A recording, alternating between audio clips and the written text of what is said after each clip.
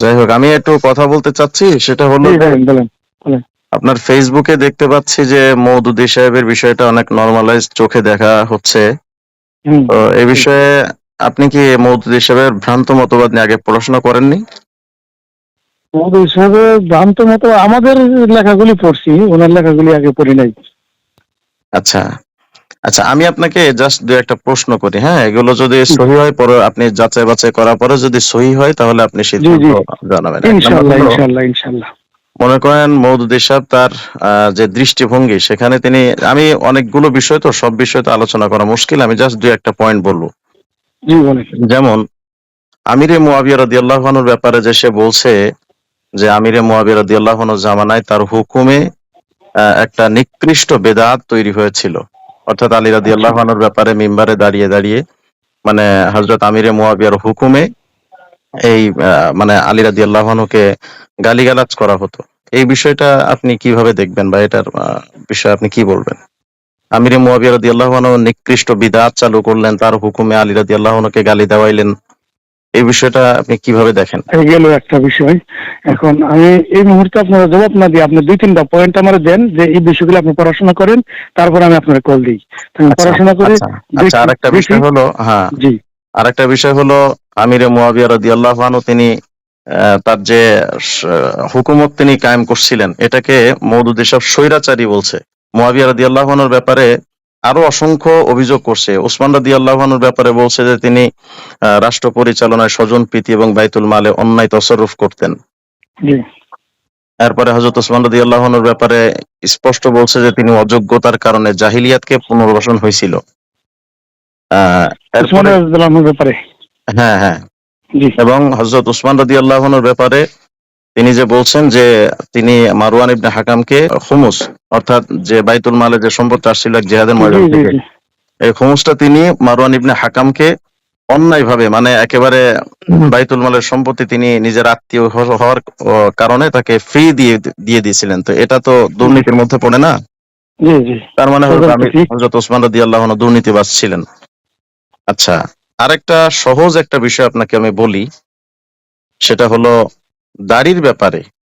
আমাদের সমস্ত ফিকার মধ্যে তো এটা কেউ তো আজ পর্যন্ত বলেননি যে দাড়ি এক মুষ্টি থেকে ছোট করার কোনো সুযোগ আজ পর্যন্ত না, কোনো এটা তো মুহাদ্দিস, এটা ৪ মাযহাবেরই ইজমাইয়ের উপর। হুম, চার মাযহাবের ইজমা যদি হয় এটা আপনি যদি জানেন তাহলে আমি আপনাকে জি মওদুদী সাহেবের রসায়েল ও মাসায়েল উর্দু ১ নম্বর খন্ড ১৯৪-৯৫ পৃষ্ঠা, রসায়েল মাসাইল বাংলা খন্ড ১ ১৮৩ নম্বর পৃষ্ঠা। এর মধ্যে স্পষ্ট করে মওদুদী লিখছে, आपका ये ख्याल कि नबी सल्लल्लाहु अलैहि वसल्लम जितनी बड़ी दाढ़ी रखते थे इतनी ही बड़ी दाढ़ी रखना सुन्नत रसूल है, उसे रसूल है। এর শেষে গিয়ে তিনি লিখছে, बल्कि मैं ये अकीदा रखता हूँ कि इस किस्म की चीजों को सुन्नत करार देना और फिर उनके इत्तिबा पर इसरार करना एक सख्त किस्म की बिदात और एक खतरनाक तहरीफ दीन है। এটার বাংলা সহজ ভাষায় তিনি, তারা যে বাংলা অনুবাদ করছে বাংলাদেশের জামাত ইসলাম, এটাকে তিনি আচ্ছা, তারা, অনুবাদের দরকার নাই, আমি তো বুঝতেছি। জি। আচ্ছা, আপনি যেহেতু বুঝছেন তাহলে এটা দ্বারা জি। বোঝা গেল যে মওদুদী সাহেব রাসূলুল্লাহ সাল্লাল্লাহু না, আলাইহি এই ওয়াসাল্লামের, কথাটা যদি ওনার হয় তাহলে এটা অবশ্যই ভ্রান্ত, কোনো সন্দেহ নেই। আচ্ছা, এটা যদি হয় আপনি আমি যেভাবে বলছি হুবহু এভাবেই যদি আপনি তার কিতাবে পান তাহলে মওদুদী সাহেবের পক্ষ আর নিবেন না, এটা ওয়াদা দেন। না না না না না, পক্ষ নিব না, এটা কোন ধরনের কথা? ওইটা না, মূল বিষয়টা আসেন, কথা কোথায় আসেন। আমি তো এই কথা বলি নাই যে এই মোদি সাহেবের কোনো ভুল নাই, হুম। কোথাও বলছি? তো এই বিষয়টা মনে করেন জাস্ট এই একটা ব্যাপার হ্যাঁ, আমি যেখানে এটা আপনি, বলবো যে আমি মোদি সাহেব আমি এটা আমি অবশ্যই ভুল করছেন। আমি একটু বলি, এরকম যদি আমি তার ব্যাপারে বলতে থাকি শত শত লেখা মওদুদী সাহেবের থেকে আমি প্রমাণ পেশ করতে পারবো। আমার নাম মুফতি আচ্ছা, রিজওয়ান আপনি, রফিক, বলি। জি, আমি আমি আপনারা বলতেছি শুনেন। হুম, মওদুদি সাহেবের বিষয়ে আপনার রেজহান রফিকি ভাই হলে তাহলে আপনার সাথে এক সময় আমার দেখা হয়েছিল। আমি বসির আমাদের এলাকার অনেক আগে আপনার কোন একটা অফিস, ওই জায়গায় আমি দেখা করে আসছিলাম। যাই হোক, আহ, আমার আগে বসিরের নাম্বার দিয়েছিলেন অনেক আগে, তখন আপনি নতুন নতুন। এখন আমি বলি শুনেন, আমার বিষয়টা ওখানে নয়। মধু হিসাবের কোনো ভ্রান্তি নাই, এটা সুস্পষ্ট ভ্রান্তি। এখন আপনি যেটা বলছেন এতে আমি আমি মুতাল আসারাই আমি একমত।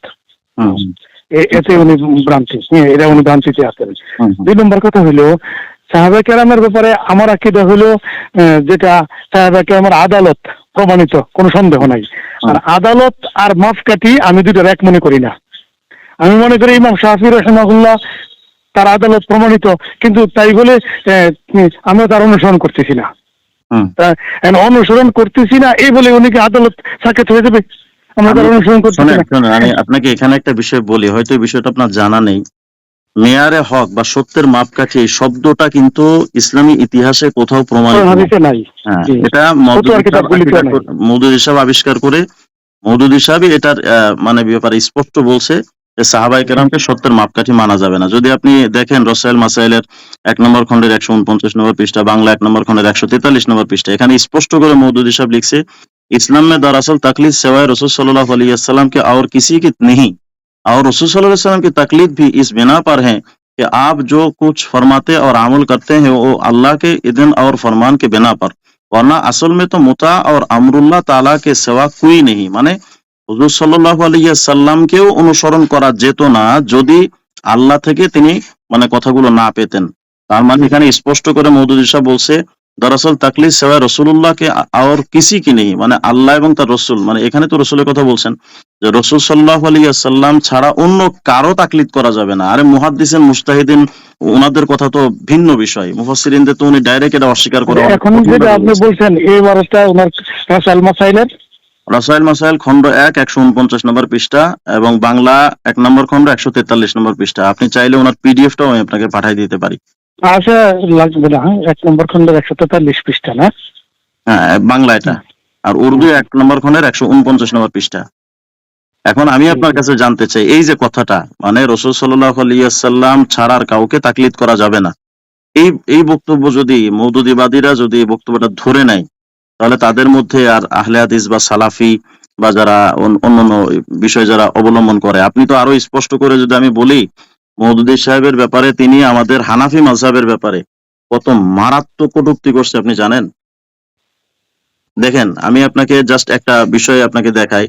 স্বামী স্ত্রীর অধিকার একটা বই আছে মওদুদী সাহেবের, এটা বাংলায় আমি বলি, বাংলাটা আপনি দেখে নিন। ৮১ নম্বর পৃষ্ঠার মধ্যে এখানে স্পষ্ট করে মওদুদী সাহেবের বিষয়টা লেখা আছে যে কিয়ামতের দিন এসব গুনাহগারদের সাথে তাদের ধর্মীয় নেতাদের গ্রেফতার করে আল্লাহর আদালতে হাজির হবেন। তখন আল্লাহ তাআলা তাদের জিজ্ঞেস করবেন, আমি কি তোমাদের জন্য জ্ঞান বুদ্ধি দান করেছিলাম যে তা কাজে লাগাবে না, তোমরা তা কাজে লাগাবে না?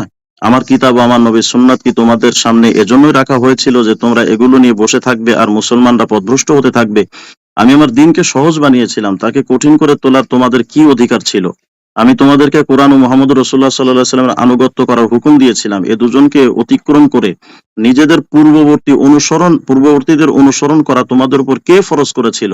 আমি প্রতিটি কাঠিন্যের প্রতিষেধক কোরআনে রেখে দিয়েছিলাম। এটাকে স্পষ্ট করতে তোমাদের কে নিষেধ করেছিল? মানুষের লেখা কিতাবগুলোকে, এটা ভালো করে শোনেন, মানুষের লেখা কিতাবগুলোকে নিজেদের জন্য যথেষ্ট মনে করার নির্দেশই বা তোমাদের কে দিয়েছে?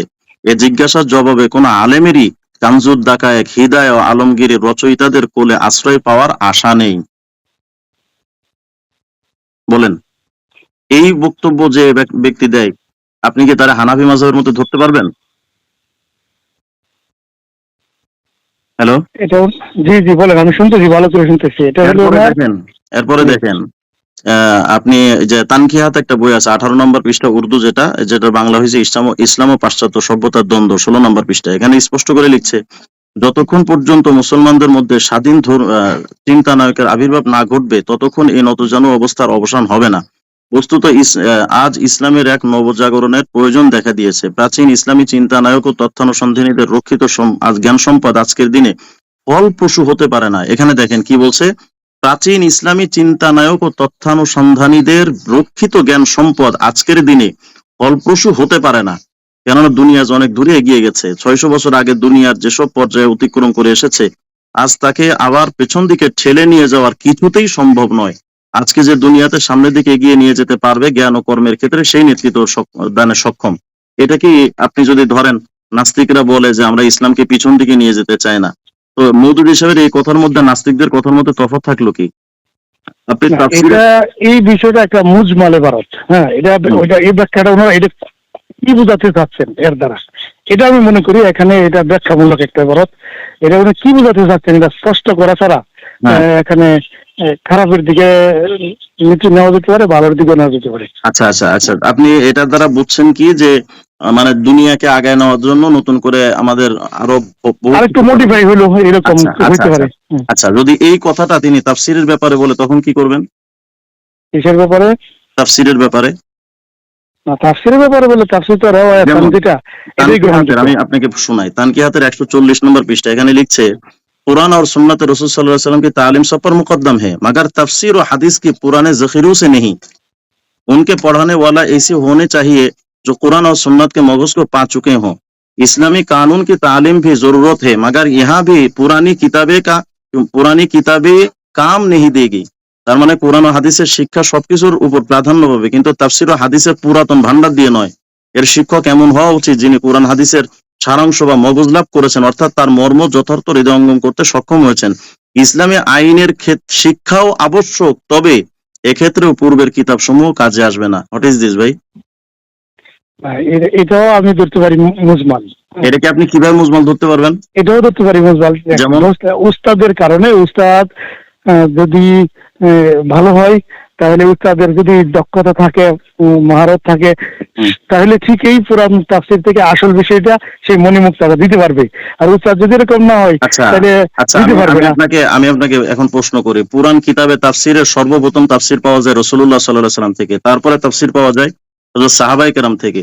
সেই দুটো বাদ দিয়ে আপনি নিজের মন গড়া তাফসীর কিভাবে করতে পারবেন? আমি আরেকটা পড়া পড়ি, তাহলে আপনি এই দুটো বাদ দেওয়া তো সম্ভবই না। আচ্ছা, আমি আরেকটা পড়ি, তাহলে আপনি আরো স্পষ্ট বুঝবেন। তানকিয়াতে 291 নম্বর পৃষ্ঠায় মৌদুদী সাহেব লিখছে, कुरान के लिए किसी तफसीर की साहिबत नहीं, एक आला दर्जा का प्रोफेसर काफी है जिसने कुरान का ये नजर गायर मुताला किया हो और जो तर्ज जदीद पर कुरान पढ़ाने और समझाने की अहलियत रखता हो, वो अपने लेक्चरों से इंटरमीडिएट में तुलबा के अंदर कुरान फहमी की जरूरत इस्तेदाद पैदा करेगा। আচ্ছা, এটা পড়া লাগবে না, এটা তো স্পষ্ট ভ্রান্তি। আচ্ছা, যদি এই কথাটা প্রফেসর দিয়ে কেমন হইবে? এটা কোনো কথা হইলো? আমি বলি আপনাকে, এই কথাটা যদি ভ্রান্তি হয়, অর্থাৎ কোরআন সুন্নাহর ব্যাপারে, কোরআনের জ্ঞানের ব্যাপারে যদি আগের তাফসীর অগ্রহণযোগ্য হয়, আগের তাফসীর যদি প্রয়োজন না হয় একজন প্রফেসর দিয়ে, এটা কি মন গড়া ব্যাখ্যার মধ্যে পড়ে না? তাফসীরের রায় পড়ে না?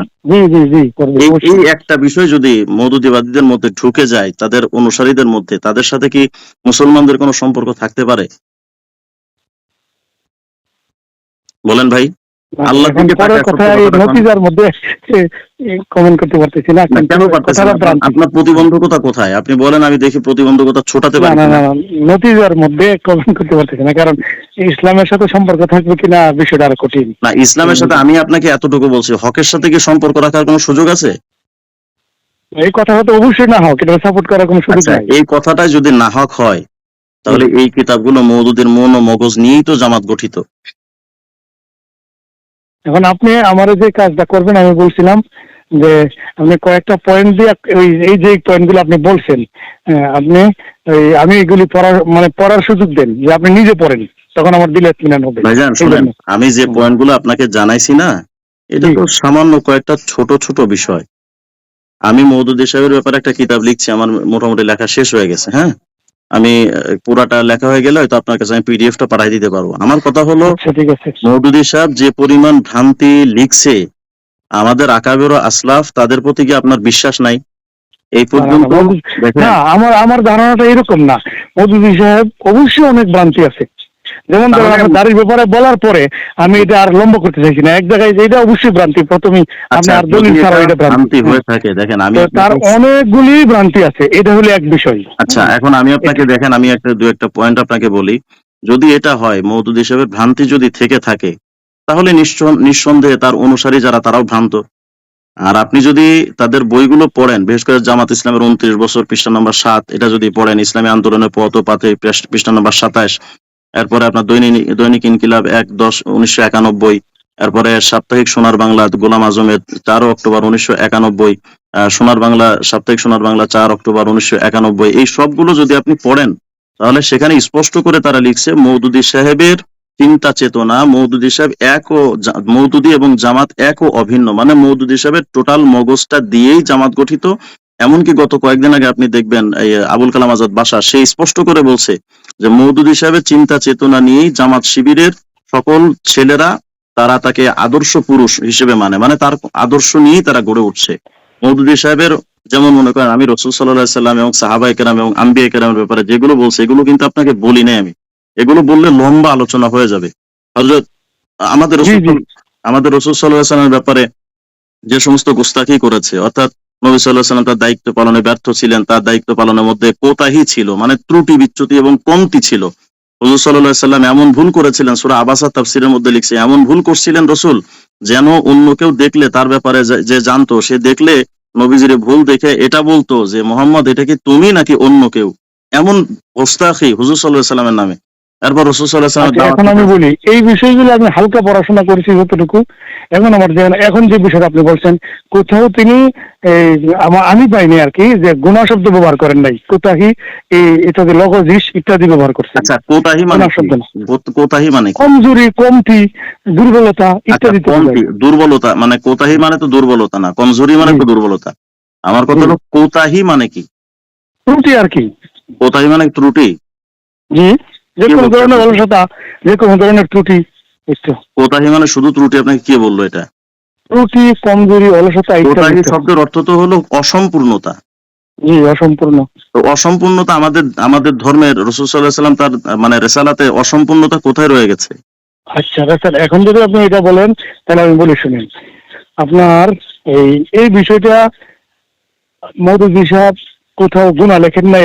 এখন আপনি আপনি বলতেছেন আপনি যে একটা জিনিস হুম, বুঝতেছেন না। আমি আপনাকে দেখেন, আমি আপনাকে তাফসিরে তাফহিমুল কোরআনের উর্দু 6 হুম, নম্বর খণ্ডের 517 নম্বর পৃষ্ঠা এবং বাংলা 19 নম্বর খণ্ডে 290 নম্বর পৃষ্ঠাটা ওখানে আপনি দেখেন। আমি নিজের থেকে অর্থ করতেছি না, জাস্ট ওর উর্দুটা আর বাংলাটা আমি বলি, যার যে বাংলাটা মওদুদিরা করছে। यानी अपने रब से दुआ मांगो कि जो खिदमत आपने तुम्हारे सुपुर्द की थी उसको अंजाम देने में तुमसे जो भूल चूक या कोताही भी हुई हो उससे চশমপোশি আর দরগুজার ফরমায়। এটার অর্থ মওদুদিবাদীরা অর্থাৎ বাংলাদেশে যারা তাফসীরুল কোরআন অনুবাদ করছে তারা এভাবে লিখছে, হুবহু আমি পড়তেছি। অর্থাৎ তোমার রবের কাছে দোয়া করো, তিনি তোমাকে যে কাজ করার দায়িত্ব দিয়েছিলেন তা করতে গিয়ে তোমার যে ভুল ত্রুটি হয়েছে, কিংবা এটা শোনেন, কিংবা তাতে যে অসম্পূর্ণতা রয়ে গেছে তা যেন তিনি মাফ করে দেন। আমার ধর্ম অসম্পূর্ণতা কোথায় ভাই? আচ্ছা, এখানে অসম্পূর্ণতা, গুনাহ কমতি, শব্দটা দুর্বলতা, গুনাহ শব্দটা তো দুর অনেক পরের শব্দ। জি রেসালাতের জি। দায়িত্বে হুজুর সাল্লাল্লাহু আলাইহি ওয়াসাল্লাম অসম্পূর্ণতা করেছেন। রেসালাতের দায়িত্বই তো তিনি এখানে কমতি করে ফেললেন না, আচ্ছা, অসম্পূর্ণতা রয়ে তাহলে গেল। কি এটা কি উনি বড় গুনাহ? এই গুনাহ শব্দ কোথাও উল্লেখ করেন নাই, এটাও কি ঠিক? সেটা ভিন্ন বিষয়, সেটার মাসালা আমি পরে আসবো। আমি ইসমতে আম্বিয়ার আচ্ছা, ব্যাপারে আলোচনা এখন আসতেছি। আমি যাচ্ছি এখানে যে অসম্পূর্ণতার তো বিভিন্ন দিক আছে। ভাই আপনি খেলাফে যদি আল্লাহ আপনি এটাও তো যদি শোনেন, অসম্পূর্ণতা। আপনি তো মওদুদের ব্যাখ্যাকার না, বা আপনি জামাত ইসলামের লেখক যারা তাদের যদি ব্যাখ্যাকার না যে আপনি খেলাফে ব্যাখ্যা আওলা করুন। হয় ভাই, তাহলে এ এটাও তো অসম্পূর্ণতা। অসম্পূর্ণতাটাকে খেলাফে আওলা কেমনে বলেন? এটা তো গুস্তাখি। এ তো হুজুর সাল্লাল্লাহু আলাইহি ওয়াসাল্লাম রেসালাতের উপরে সরাসরি হামলা। এটাকে আপনি খেলাফে আওলা কিভাবে বলেন? খেলাফে আওলাও তো অসম্পূর্ণতার অন্তর্ভুক্ত, আমি এটা বলতেছি। খেলাফে আওলা এটা অসম্পূর্ণতার অন্তর্ভুক্ত, এটা শুধু আপনি কেমনে মুস্তাহাবের বলেন? উল্টা যদি হয়, এটাও তো অসম্পূর্ণতার অন্তর্ভুক্ত। অসম্পূর্ণতা শব্দের বাংলা কি? আপনি তো বাঙালি ভাইজান। জি, কিছু না বাঙালি, কিছু কম, কিছু না কিছু কম, এই তো। হ্যাঁ, এটাই না। তো কিছু না জি কিছু কম। আমার নবী সাল্লাল্লাহু আলাইহি সাল্লামের ধর্মের মধ্যে আপনি সহিহ মুসলিমের হাদিস পড়েন নাই? আল বাল্লাগতুকুম রিসালাতি। সাহাবায়ে কেরামকে প্রশ্ন করছেন, আমি আমার রিসালাতের দায়িত্ব পূর্ণ করেছি? এই যে বিদায় হজের ভাষণে সমস্ত সাহাবীরা বললেন, ক্বালু বালা ইয়া রাসূলুল্লাহ, আপনি আমাদের দায়িত্ব কদ বাল্লাগতা ওয়া আদ্দাইতা। পৌঁছাইছেন। এভাবে স্পষ্ট করছেন। হুজুর সাল্লাল্লাহু আলাইহি ওয়াসাল্লাম তখন তার আঙ্গুলি আসমানের দিকে উঠিয়ে বলেছিলেন, আল্লাহুম্মা শাহাদ, আল্লাহুম্মা শাহাদ, আল্লাহুম্মা শাহাদ। আল্লাহ তুমি সাক্ষী থাকো, সাক্ষী থাকো, সাক্ষী থাকো যে আমি আমার রেসালাতের দায়িত্ব পূর্ণ করেছি। যেখানে আল্লাহ বলছেন আলিয়ামা আকমালতু লাকুম দীনাকুম, আমি আমার দিনকে পরিপূর্ণ করেছি। দিন পৌঁছানোর দায়িত্ব তো হুজুর সাল্লাল্লাহু আলাইহি ওয়াসাল্লামের ছিল, তাই না? তো যেই জি দিন জি। হুজুর সাল্লাল্লাহু আলাইহি ওয়াসাল্লামের পৌঁছানোর দায়িত্ব ছিল, যেই দিন পূর্ণ করেছেন বলেই তো আল্লাহ সার্টিফিকেট দিলেন যে আমার দিন পরিপূর্ণ। সেই পরিপূর্ণ দিনের ব্যাপারে রেসালাতের দায়িত্বের পূর্ণতার পরেও মওদুদি কিভাবে বললো যে হুজুর সাল্লাল্লাহু আলাইহি ওয়াসাল্লামের দায়িত্ব অসম্পূর্ণতা ছিল? আর এটাকে আপনি খেলাফে আওলা বলে কিভাবে আপনি এটাকে মানে নরমালাইজ করার চেষ্টা করছেন? আমার তো আসলে না, বুঝে আমি নর্মাল করার চেষ্টা করছি না, শুনেন আমি বলি। মারফুল করার কথা তো আমার মনে আছে, থানবী সাহেবের তো মনে আছে, আরফায়ে শানের সাথে যায় না এমন বিষয়। আচ্ছা, যদি আমি ওইটা আমি আপনাকে বলি ভাইজান, হাকিকতান শোনেন। গুনাহ না, সুরাতান গুনাহ, মাজাজান গুনাহ, দুই রকম বলা হয়েছে। আচ্ছা, আমি বলি এখানে মাজাজান, এখানে সুরাতান। শোনেন, আমি বলি বশির উদ্দিনের একটা বই লেখা আছে, সগীরা গুনাহ রাসূল করেছেন, এ ব্যাপারে স্পষ্ট লেখা আছে। হ্যাঁ, না না, আমি এগুলো ইসমতে সেদিনের বই আম্বিয়ার, আমি পড়ি নাই। আর শোনেন, সৌদিরা গোদা রসুল করেছেন, এটা মানা যেত না। এটা তো লিখছে জামাত ইসলামের বশির উদ্দিন, ওই এটা বশির মানা উদ্দিন যেত না। এটা তো লিখছে তারা। আল-আম্বিয়াউ কুল্লুহুম, প্রত্যেকে মাসুমুন আনিল কাবাইরি ওয়াস সাগাইরি ওয়াল কুফরি ওয়াল কবাহি, এটা তো আল ফিকহুল আকবরের ইবারত। তার বইয়ের মধ্যে এটা স্পষ্ট করে সে লিখছে যে রাসূল সাল্লাল্লাহু আলাইহি ওয়াসাল্লামের থেকে সগীরা গুনাহ হয়েছে, মানে না, যেটা না, জবল জ, এটা মানা যেত না। মানে সগীরা যেটা, গুনাহ হইলেও ভুল, এটা মারাত্মক ধরনের, এটা আচ্ছা সম্ভব না। যেটা জবল জব হিসেবে তারা লিখছে ওই বইটার মধ্যে তারা এটা স্পষ্ট করে লিখছে। সত্যের আলো একটা বই লিখছে, আমি আপনাকে বলি, মানে সে বিভিন্ন তবে এই বইয়ের আমি নাম শুনছি, আপনি যেটা বলছেন হ্যাঁ, এই সত্যের আলো, আচ্ছা এটা কে লিখছে সে ঠিক ওখানে, বলতে পারি না, এটার আবার জবাবও লেখা হয়েছে সিলেট থেকে। হ্যাঁ সে ওখানে অসংখ্য দলিল প্রমাণ পেশ করে, যেমন আপনাকে আমি যদি বলি, আহ একটু আমাকে সময় দেন, এই এটার লেখকের নাম হলো মৌলানা বশিরুজ্জামান, সত্যের আলো। এটার মধ্যে ইসমতে আম্বিয়ার যে আলোচনা করছে, ওখানে বিভিন্ন আলোচকের এবং মুহাক্কিকদের মানে বক্তব্য তুলে এনে সে এটা প্রমাণ করছে রাসূল সাল্লাল্লাহু আলাইহি ওয়াসাল্লাম থেকে সগীরা গুনাহ হয়েছে, এই শব্দটাই উল্লেখ করছে, রাসূল সাল্লাল্লাহু আলাইহি ওয়াসাল্লাম থেকে সগীরা গুনাহ হয়েছে। এই যে আমি ওটা আপনাকে কত বলি, পৃষ্ঠায় এই কথা এটা জামাতের? বশিরুজ্জামানের, মৌলানা বশিরুজ্জামানের এই এই লোকটা বইটা। কি কুদরতুল্লাহর ইমাম নেই? সেটা কার কোন কুদরতুল্লাহ না সুদরতুল্লাহ ভাই আমি তার জানি না। এখানে কি লেখা আছে দেখেন তো, এই যে কুদরতুল্লাহ দেখেন, মাসুদের ইমাম। আমি বলি, এটার এই যে সত্যের আলো বইয়ের 21 নম্বর পৃষ্ঠাটা আপনি পড়বেন, ওখানে লিখছে যে আল্লামা তাফতাজানি উল্লেখিত আলোচনা থেকে কথাগুলো স্পষ্টভাবে জানা যায়, সেগুলো হচ্ছে: এক, নবীরা সর্ব অবস্থায় কুফরি হতে পবিত্র। জমহুর উলামাদের মতে তারা ইচ্ছাকৃত কবিরা গুনাহ হতেও পবিত্র, কিন্তু ভুলবশত কবিরা গুনাহ নবীদের থেকে হতে পারে। আপনি কি ঠক আল্লাহ। খাইছেন? না, এটা তো ঠিক আছে, এটা মারাত্মক। আচ্ছা, এরপরে 3 নাম্বার, জমহুর উলামাদের মতে নবীদের থেকে ইচ্ছাকৃতভাবে সগীরা গুনাহ হতে পারে। 4 নাম্বার, সকল উলামাদের ঐক্যমতে নবীদের থেকে অনিচ্ছাকৃত সগীরা গুনাহ হতে পারে। এটা 21 নম্বর পৃষ্ঠার সমাধান মানে ফলাফল লিখছে বশিরুজ্জামান তার সত্যের আলো বইয়ের মধ্যে। আচ্ছা, আচ্ছা, আমি ইসমতে আম্বিয়ার আলোচনায় কেন আসি নাই, কারণ এটা ব্যাপারটা আলোচনাটা আর একটু বিস্তৃত, লম্বা হয়ে যাবে, জি। যে কারণে আমি এই ব্যাপারে আপনার সাথে আলোচনা করতে চাইনি। তারপর আপনি বললেন, এটা আমি বললাম। আমার প্রশ্ন হলো ভাই, রাসূল সাল্লাল্লাহু আলাইহি ওয়াসাল্লাম তার কাজের মধ্যে অসম্পূর্ণতা রয়ে গেছে। আচ্ছা, আরেকটা বিষয় দেখেন, তাফহিমাতে 2 নম্বর খণ্ডের 48-49 নম্বর পৃষ্ঠা, নির্বাচিত রচনাবলী, যেটা তাফহিমাতের অনুবাদ গ্রন্থ, 2 নম্বর পৃষ্ঠা খণ্ডের 74 নম্বর পৃষ্ঠা, এখানে স্পষ্ট করে লিখছে যে ইসমত দরাসল আম্বিয়াকে লাওয়াজিমাত জাত সে নেহি। এটার শেষের দিকে গিয়ে আমি বাংলাটা পড়তেছি, এত লম্বা আলোচনা তো। আল্লাহ কোনো না কোনো সময় তার নিজের সংরক্ষণ ব্যবস্থা উঠিয়ে নিয়ে দিয়ে দু একটি ভুল ত্রুটি ঘটে যাওয়ার সুযোগ করে দিয়েছেন, যাতে মানুষ নবীদেরকে সৃষ্টিকর্তা মনে না করে। আমার প্রশ্ন হলো, আল্লাহ এই যে নবীদের দ্বারা ভুল করাইছেন যেন মানুষ নবীকে আল্লাহ মনে না করে, আল্লাহ এটা ভুল ইচ্ছা করে এই ভুলগুলো করাইছেন, এটা মওদুদ সাহেবের উপর কি ওহী নাজিল হয়েছিল? বলেন ভাই, সুন্দর প্রশ্ন। মওদুদ সাহেব কথা কিভাবে বলতে পারলো যে নবীদের দ্বারা আল্লাহ ইচ্ছাকৃত ভুল করাইছে? ওই ছাড়া তো কোনো ব্যক্তি কোনো কথা বলতে পারে না। ওই কথা না বলে এভাবে বলতেন নবীজি দ্বারা ভুল হয়েছে, যাতে মানুষ। হ্যাঁ, সেটার জন্য তো আমাদের ভিন্ন পর্যালোচনা, আমি ওই পর্যালোচনায় যাচ্ছি না, যে কারণে আমি এই প্রশ্নটা আপনারে করছি যে নবীদের দ্বারা আল্লাহ ইচ্ছাকৃত ভুল করালেন, এটাকে আল্লাহর উপর একটা এলজাম না? যদি কেউ কোনো অপরাধ করে, যে ব্যক্তি অপরাধের সহযোগিতা করে সেও তো সমান অপরাধী, জি। তাহলে এটা আল্লাহ জাতের সাথে হামলা হলো না? ব্যাখ্যা করে এইভাবে গেলে লম্বা হয়ে যাবে। ব্যাখ্যা আপনি এটা এটা বলেন যে যদি এই কথা বলে থাকে তাহলে উনি এটা ভুল বলেন। এটা তো ব্যাখ্যার কিছু না, এটা তো তার কথা থেকে এই কথাই তো ফলাফল দাঁড়াচ্ছে, তাই না? যে আল্লাহ ইচ্ছাকৃত ভুল করাইছেন, মানে আল্লাহ ভুল করছেন, ভুল করাইছেন নবীদেরকে দিয়ে। লা হাওলা ওয়ালা কুওয়াতা ইল্লা বিল্লাহিল আলী। আমি বলতেছি কি, এই কথাটা ব্যাখ্যা করলে লম্বা হবে। মানুষ দুনিয়ার নবীদের কথা বাদ দেন, আমরা যত ধরনের ভুল করি, তখন এইগুলির মধ্যে তর্ক করলে লম্বা হয়ে যাবে না, এই দিকে না যায়। আমি বলতে চাচ্ছি যে এটা ভুল কথা। উনি জানেন কি, আপনি এটাই সুন্দর প্রশ্ন, উনি জানেন কি করে যে আল্লাহ তাআলা এই কি করছেন, এই ভুল করাইছেন যে। এখন আমার প্রশ্ন হলো, এতক্ষণ যে আমি আলোচনা আপনারে করলাম, এই কথাগুলো যদি মওদুদ সাহেবের বিষয়গুলো যদি সত্য হয়, তাহলে আপনি ফেসবুকে যেভাবে এখন লিখছেন এটা লিখতে পারবেন তো যে মওদুদি ভ্রান্ত? মনে হয় পারবেন না। না, পারবো না কেন? অবশ্যই পারবো। আচ্ছা, কথা বলেন, তাহলে আমি অবশ্যই পারবো, কোনো সন্দেহ নাই। কিন্তু মূল বিষয়টা আপনি একটু পিছনে আমার একটু বলার সুযোগ দেন।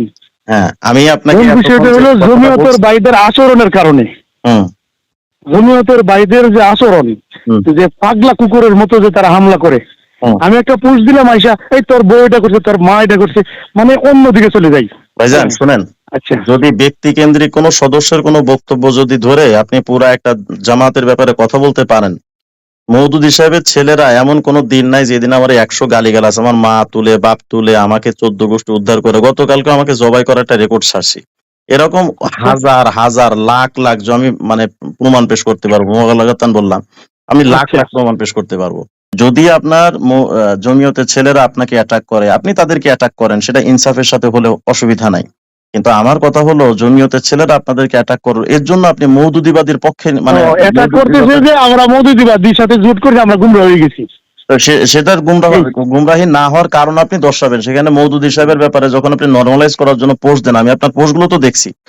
তো আপনি যখন মওদুদিবাদকে আপনি মানে নরমালাইজ করার চেষ্টা করেন, তখন এটা কি আপনার পক্ষ থেকে বেইনসাফি নর্মালাইজ হবে না, না? নর্মালাইজ না, আমি বলতে চাচ্ছি দেখেন, কোথাও সরাসরি ওনার মানে ভুল নাই এরকম কথা আমি লিখি নাই, নির্দিষ্ট সে- কোনো বিষয় তুলে ধরি নাই, আমি সেটা জাস্ট আপনি তুলে সেটা আপনি ধরছি লেখেন না, আপনার আমাদের আকাবিরদের দেখবেন আপনি প্রতিটা পোস্টে আমি এটা লিখছি, ওনার কিতাব আকাবিরদের কিতাব সাথে সাথে লিখছি।